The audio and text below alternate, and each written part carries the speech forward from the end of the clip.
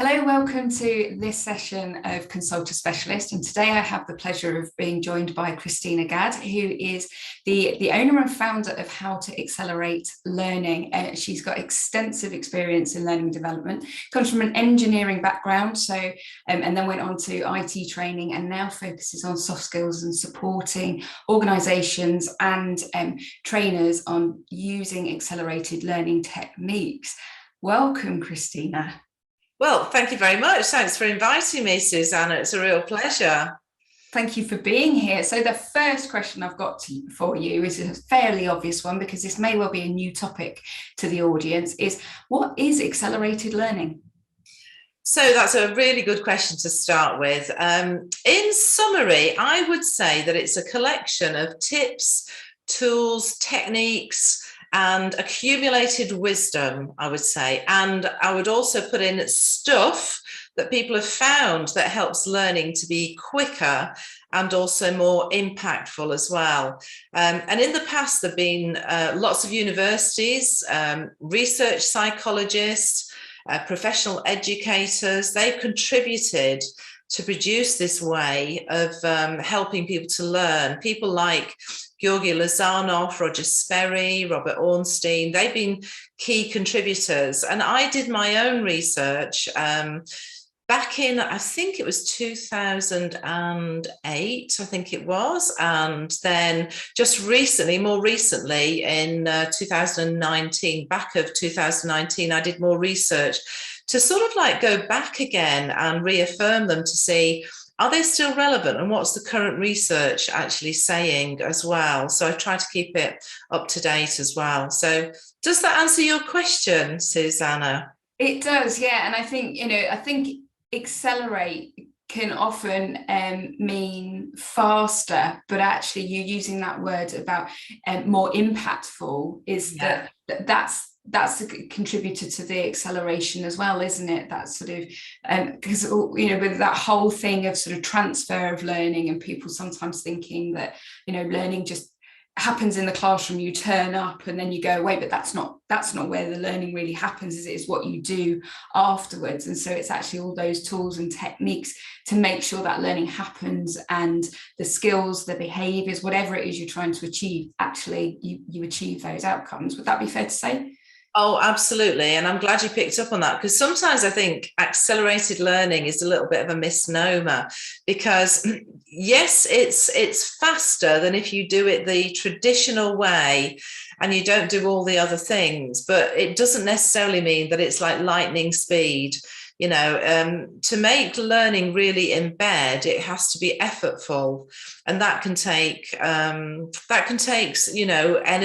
and it can take focus and concentration and preparation as well before you meet people in a classroom or online or whatever. And so I would call it, it's not just about speed, it's about depth and impact as well. So thanks for picking up on that, Susanna. My pleasure. So you talk about the 5 secrets of accelerated learning, and I want to come on to those. But before we do that, what are the benefits to software companies understanding those secrets? So as you know, my audience is software companies that are looking to drive software adoption, and sort of customer education forms part of that. So how can we help them drive adoption of their software by using accelerated learning? So I know that part of what they will do is they will do some training in there, because obviously people will get the software and it'll be new to them. So having been an IT trainer many years ago, I think it's crucial when you're helping people to use software that they need to grasp some essential concepts. There's usually some concepts in the background that they have to grasp. And so it's essential that anybody who's helping them is actually, understands a little bit about how do people learn. Now, some of the worst IT training I ever saw was on an HR system that I was being trained on. And it was basically, do as I tell you. I had to sit up at the front there was just one laptop, and we were sharing the laptop and showing it on a projector. And I was literally told what to press, what to click, where to go, where to look, and all the rest of it. And I didn't learn anything.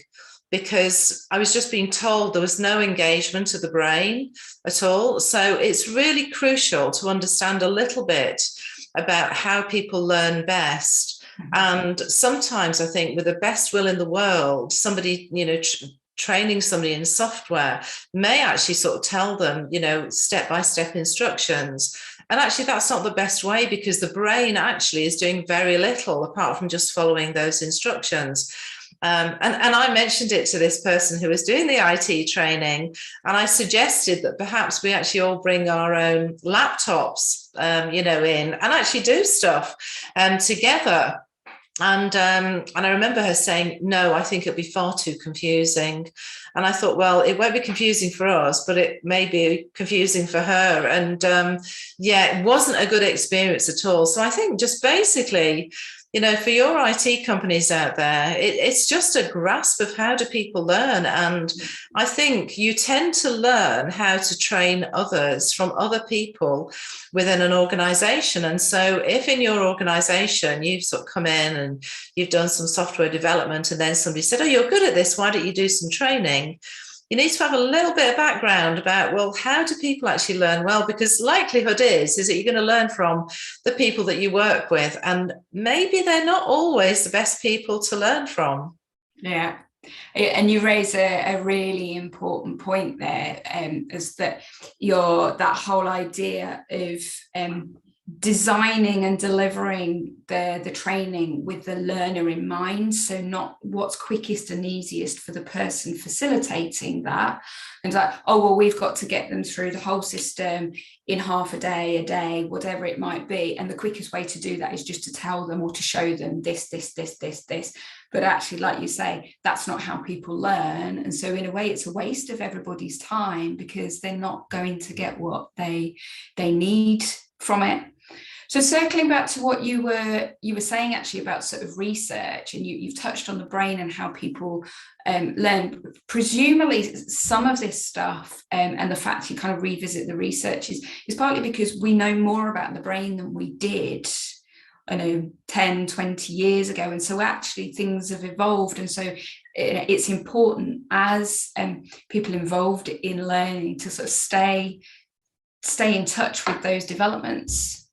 Absolutely. Yeah, I was very conscious of the fact that maybe about, I don't know, maybe 5 or 6 years ago, 6 years ago, 2015, there was a lot of research done, I know, through the CIPD, various other people, and it sort of like sat in my mind about, well, let's have a look at the research to see how that translates across to the 5 secrets as well, because the 5 secrets were based on research in the first place. There were research that had been done by lots of companies, by individuals, that was out there, and I sort of collated it. And one of the reasons I came up with the 5 secrets was the fact that I just got overwhelmed. There were like probably 30 things that I needed to do to accelerate learning. And so what I tried to do was look at the research that was out there and sort of like look at broad brush areas. And so it fell into, as I looked through the research, there were the 5 broad brush areas that it seemed to cover. And so I thought, well, it's worth having a look at them now to see what's happened over the last 5 or 6 years, to see, are these still relevant, and what are people saying? And there's been a lot of research about organizations, been a lot of focus on how learning and development aligns with an organization and how important that is, about L&D strategy, all sorts of stuff. And so I thought, I've got to bring that back in. And so I wrote some articles for the Training Zone, and they were published, and they're still on there. And I'll give you links to those later for people to go in and have a look, because I don't want it to be sort of thought of as being, oh, Chris has got these 5 quirky areas, that she's just plucked out of midair or whatever. It's genuinely, I looked up to see what people are saying, and then I brought together. So what I brought together in the 5 sequence, it wasn't new at the time. What was new was my way of categorizing it and making it easier for people to actually then say, okay, so if I want to accelerate learning and make it more impactful, what do I need to do? And if you've got 30 things to concentrate on, it makes it really difficult. But if you've only got 5 things that you're having to concentrate on, it makes it easier. Having said that, each of the 5 areas is quite broad. I could probably talk to you for a day on each one of them, but you've got to have a starting point. You can start at those 5 points and then work your way out as well.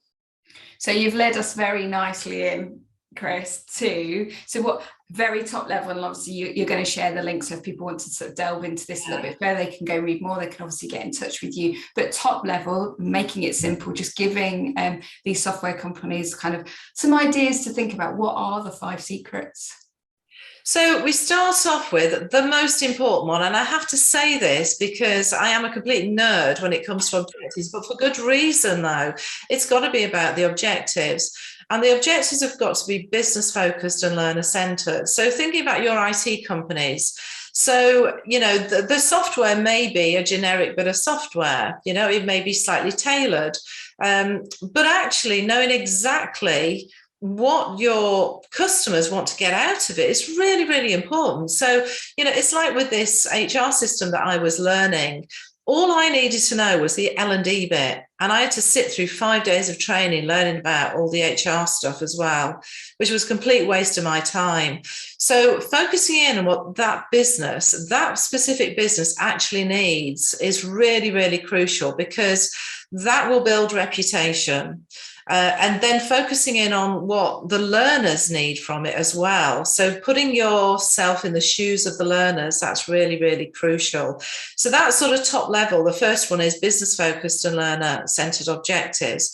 I'll try and keep the other ones a bit shorter, but that's the one that obviously, what I'm like, Susanna. Yeah. But also, that we're, to use the cliche, singing from the same hymn sheet, because that perfectly aligns with sort of the first pillars and pillar, I think, kind of number 5 on my 7 pillars of software adoption. So carry on, please do.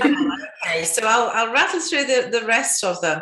The second one is about facilitating and not training. Now, I have to say that I was an IT trainer many, many years ago, and I definitely trained people. And I told them what to do, when to do it, told them when to click, when to turn over the next page. And it's not the best way to learn. It really, really isn't. So I had a big light bulb moment in my career when I went on a facilitation skills course. And so even if it's just a question, like, what do you think you have to press next? That is engaging the brain a lot more than if you say, click this, turn this, look at that, whatever, So facilitate, don't train. That's the second one. The next one is learners come in all shapes and sizes. So design with variety in mind. Forget about learning styles, they're myths. Just put variety in there.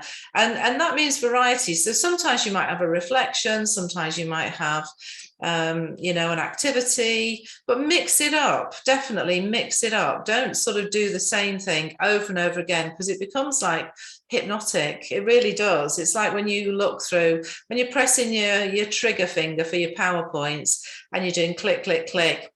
It becomes quite hypnotic. People just end up in a trance-like state, basically. So that's the third one. The fourth one is about the environment. And when I first wrote the 5 secrets, I thought more about the physical environment than anything else. But then as the years went by, I began to realize that actually there are other environments that you need to consider. And the other ones are the social and emotional environments as well. So the physical environment can have a real impact, and this could be online. So what you have in your background, what you have as slides, what you have as activities, will have an impact, will keep people engaged. A quirky, funny slide, if you're doing it online, may just wake people up, a little anecdote, story, whatever, So facilitating, not necessarily assuming that you know absolutely everything, but like a joint partnership, really, not telling, not from a position of authority and power, but sort of like a partnership position where you facilitate the learning. Facilitate means to make easy, so you're making the learning easy. And then the final secret is about the brain. And as you mentioned, Susanna, there's been so much learned about the brain and learning in the last few years. And just, a few things are things like, the use of dopamine. Dopamine is released into the bloodstream when we are engaged or excited, or we are anticipating some sort of reward. And so games, and gamification, are really, really key, even if it's simple games, just simple scoring points or a star or a sticker or whatever. Repetition, primacy and recency, things that are unusual, are all things which are going to help really leverage the way that the brain works. And in a course that I run, which is called the Learning Loop, one of the things, you may remember this, Susanna, we do a little memory game with cards, and I get people to remember, first of all, 10 cards and then 20. And some people have varying success, and it's not about sort of testing individuals, about showing how the brain works. And one of the really interesting things that comes out of this, I ask some questions afterwards and say, what were all the red objects? What were all the animals? What were all the living things? And people never learnt those items or objects in that way, but the brain automatically does that sorting. The brain is amazing at sorting things into categories and groups, and just learning that little fact, making sure that you've got a logical order and stuff like that, not randomly jumping all over the place, So yeah, learning about the brain. So that's it in a nutshell, five secrets. Fab. Thank you so much. One of the things that came up for me actually was you were talking was I think it was the fourth secret and the environment, and you're talking about slides, and I think there can almost be a tendency, particularly and this is no offense to marketing departments, but if sort of the marketing department get involved and everything's got to be on brand, and so everything looks really kind of smart, and it's but actually in a learning environment you don't want everything the same. Like you say, you want that variety, don't you? You want to have those things that are going to trigger an emotional reaction. You want a bit of fun in there. You want to, so in a way you want, if you are going to have slides, you want to sort of throw the branding out of the window to a certain extent. And that's not to say that that's unprofessional. You can still be professional, can't you? But you can bring those other elements in without everything sort of being in the same colours and the same like positions. And so, yeah. Yeah, absolutely. And I think there is that fear that you'll appear unprofessional. And I'd encourage people, if they are sort of like, maybe they've got a doodling talent. I doodle quite a lot. I do.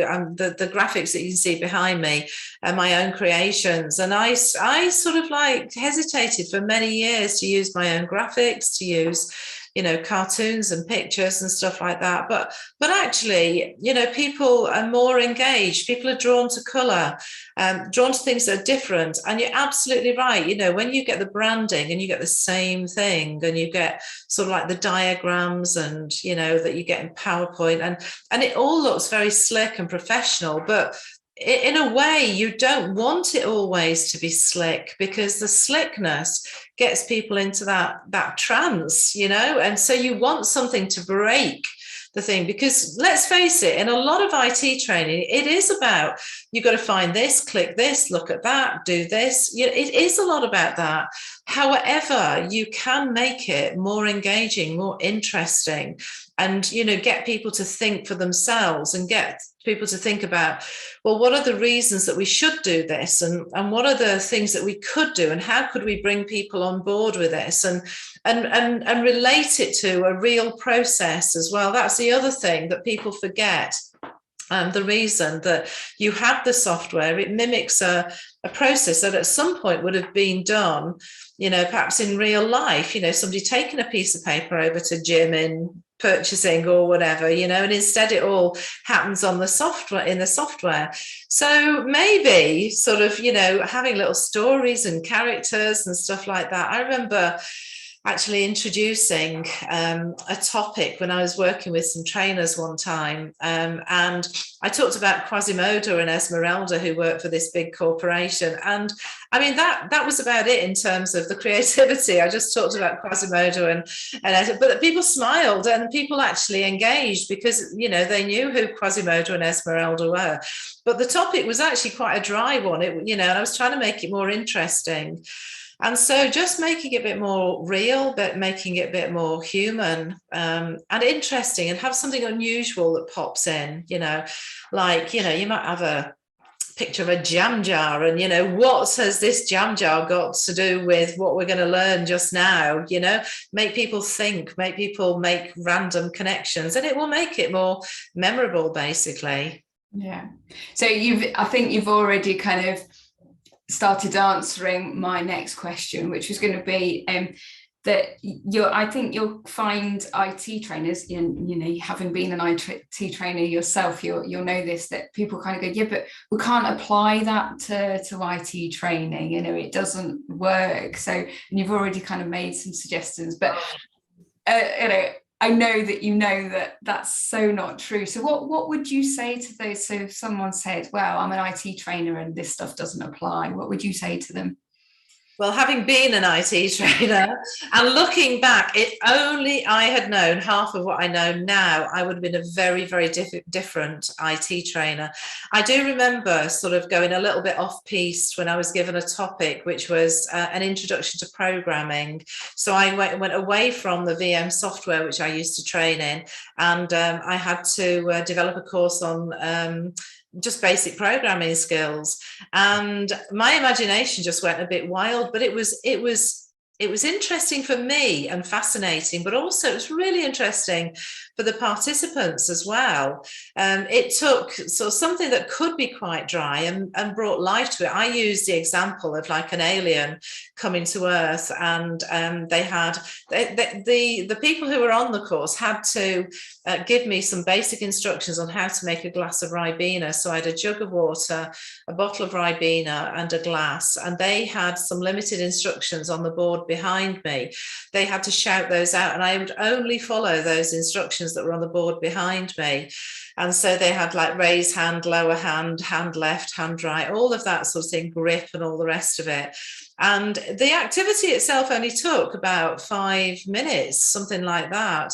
But actually in that activity, they learnt the rudiments of programming, because it's sort of like program is, you know, a limited set of instructions. If you get them in the wrong order, you know, you don't get the outcome that you want. If you put the wrong instructions in, that the program might stall, and so on.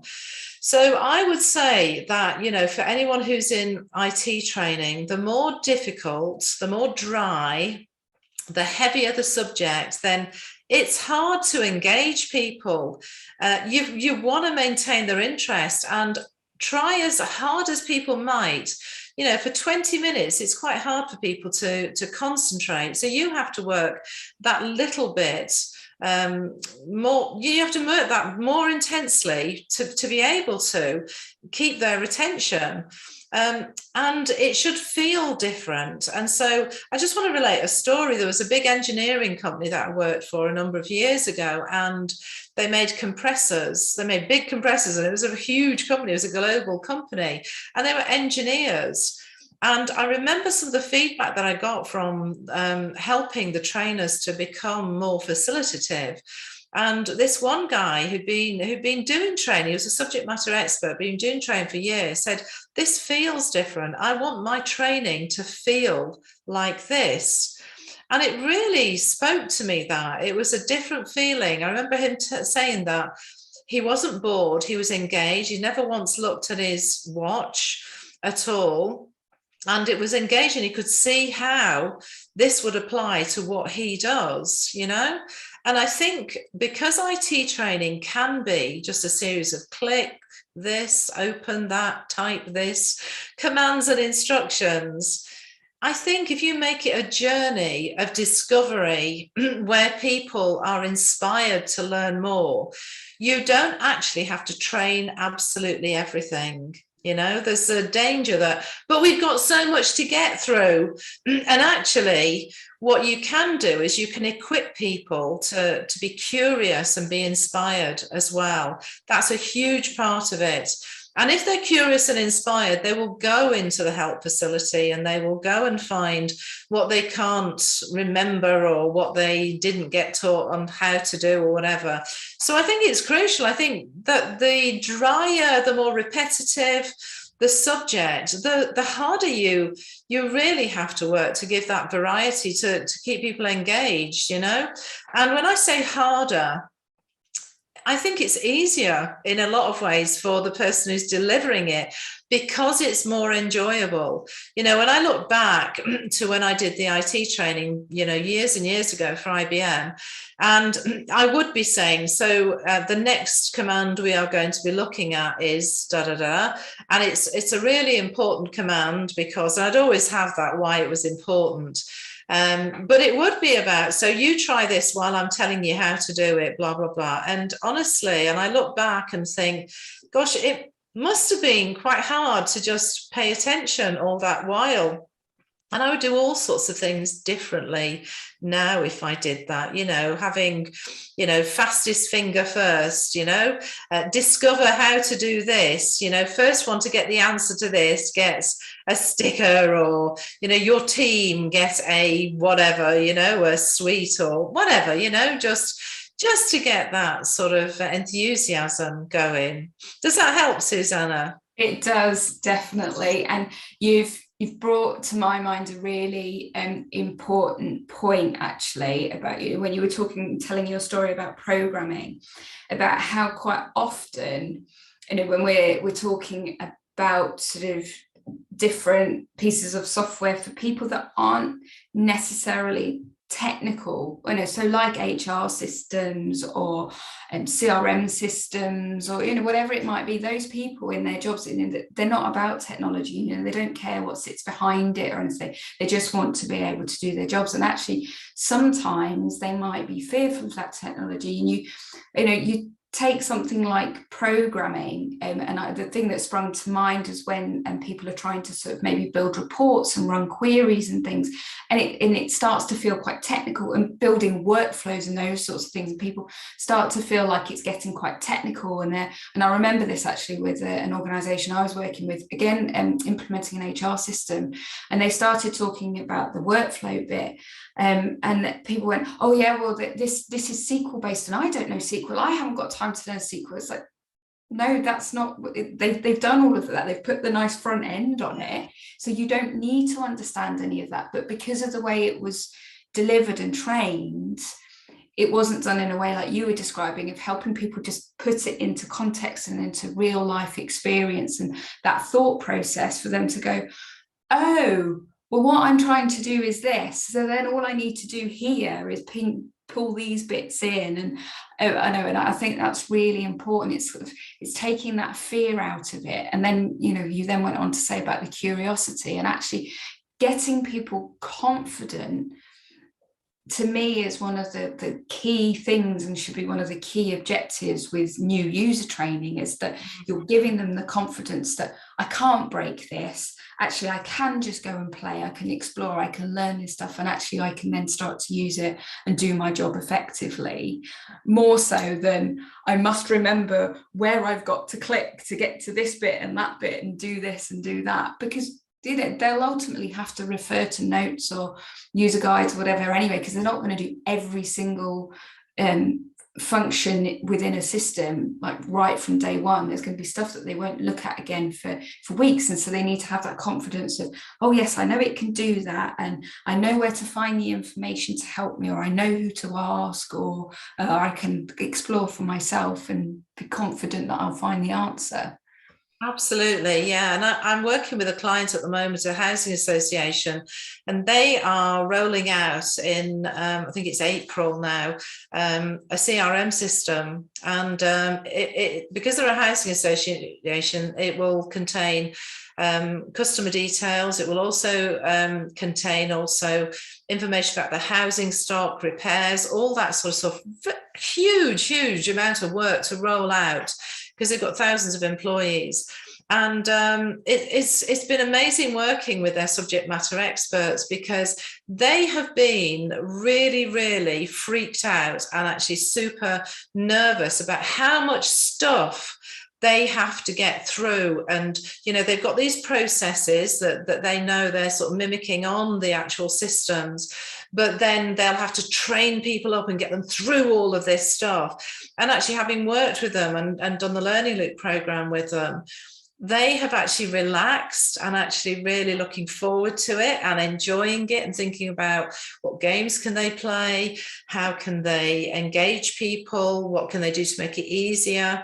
And rather than it being this huge pressure, they're also thinking quite sort of out of the box as well about, having buddy systems, all sorts of things, so that it's not just about them. They're also thinking about, well, what learning can they be doing before they meet them, either online or face to face. And so it's been wonderful to work with them, to see from being really nervous, fearful, we'll get through all of this, to this sounds like really good fun, and actually together in the classroom thinking about how they're going to make it interesting and collaborating together. Because I think that really works well, is when you get people to come together and bounce ideas off each other and share ideas and things that have worked in the classroom or online, with training that they've done. And so it's wonderful to see that, going from fear to, excitement about being able to deliver that learning.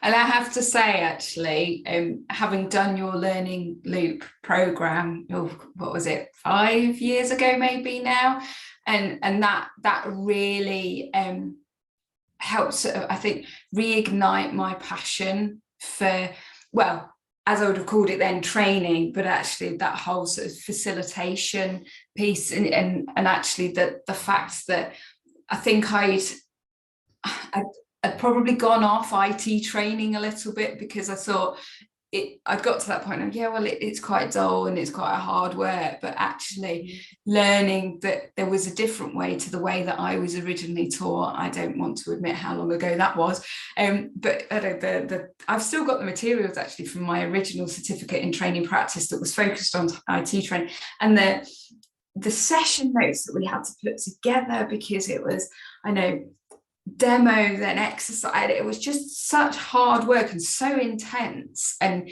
it took a long time to get through stuff, to then have my eyes opened to actually know there is a different way, and your techniques speak for themselves, because I still remember the visuals, and actually I got to get them, I refer to them still, but I can see them in my mind and go, oh yeah, I've got a photo of that actually from the Learning Loop, or I'll remember an activity and how you did it, and the kind of the physicality of it, or the engagement in it, and so it just goes to show, 5-6 years down the line, I still remember that, because that's the power and the impact that it has. Well, that really does warm the cockles of my heart, Susanna. It really does, honestly. And I've not paid you to say that either, which is incredible. And it's just reminded me of a story working with this client, the Housing Association. One of the ladies that came onto the programme, she actually deals with induction. She wasn't one of the subject matter experts. She actually helps to get people on board in the organisation. And she has a number of quite senior people come in to do presentations, and they are presentations there. And, you can imagine, can't you? Your first week in work, or maybe it's your second week or whatever. And then, they trail through these people who've got these short 20-minute presentations, all full of slides. And she's been trying to convince them that basically it would be better if they did it more activity based rather than sort of slide based. And most of them have said, well, they can't possibly do activities in 20 minutes. And then somebody who was actually on this program said, actually, I was onboarded, whatever the phrase is, inducted 5 years ago. And the only session I can remember is the one done by procurement, which was an activity where we were given pretend money and we had to buy something and justify it. And I can't remember any of the other ones. And I said to this lady who does the induction, I said, that's the story you need to take to the guys who are coming in and just presenting for 20 minutes. That's the story that 5 years on, the only one that somebody could remember is an activity, and it was memorable. So what is it? Are you just going to go in the room, for 20 minutes and just talk at them? Or are you going to make it memorable, something stick out? And for that to happen, for that thing to be memorable as well, it's got to be about the objectives, hasn't it, Susanna? It's got to be about what's the really important thing that you're trying to get over in this session today. If there's only one thing that they get, if you know that you've got like the generators are going to go down and the systems are going to go down, if there's one thing you can shout before it all goes down, what would that one thing be, to get to them, that they would really, really, make an impact on their roles, Yeah. And again, I think you've almost answered my final question before I've asked it, because obviously we're not going to suggest that software companies, they've already got their customer education programs, they've already put a lot of effort into the training that they developed and so on, so that we're not going to say, right, well, just throw that all out of the window and start from scratch. But if they could do one or two things to make improvements to that, what would those be? And it sounds like the first thing that you've just said is that whole, what's the one thing that needs to be taken away, and I kind of prioritize that. But would there be anything else that I suppose would be a quick win for people to improve on what they've already got that would allow them to accelerate learning? Yeah, well, definitely the objectives. And I just wanted to actually just expand a little bit on that. So when you came on the Learning Loop program, you'd have learned about Robert Major's PCS framework of setting objectives. So it's not just about, by the end they will understand, or they will know, or they will learn. What will they actually be able to do? By the end, they'll be able to list the 5 key whatever, or they will be able to explain or describe, or they will actually be able to create a report based on blah, blah, blah. So not just sort of like what's the one key thing, but actually just have a look at your objectives, and if you've never come across Robert Major's PCS framework, go look it up. Ask Susanna and I'll share some resources as well, so maybe people can actually have a look at how to write really, really good objectives.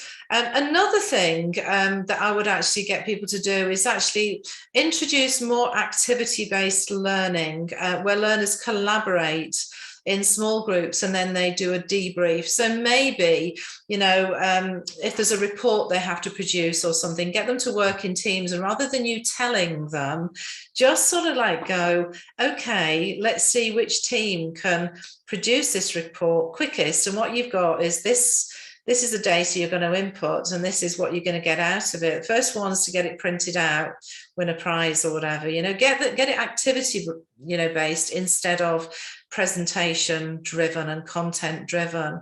And, test that out on small groups. If, do it in a small way. Don't just sort of like go, I'm going to have activities for absolutely everything, because you'll end up, feeling more stressed than ever.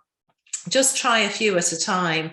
So start off with the activity, see what the engagement is, see how it works. If it doesn't work as an activity, it doesn't mean to say it was the wrong activity. It might just need tweaking. So become more reflective as well about what you've actually done, why it's worked, why it hasn't worked, and maybe with another group it would work better as well. So yeah, I would say the objectives, and then just start with some activities, but start small, be creative, test them out, and reflect on those.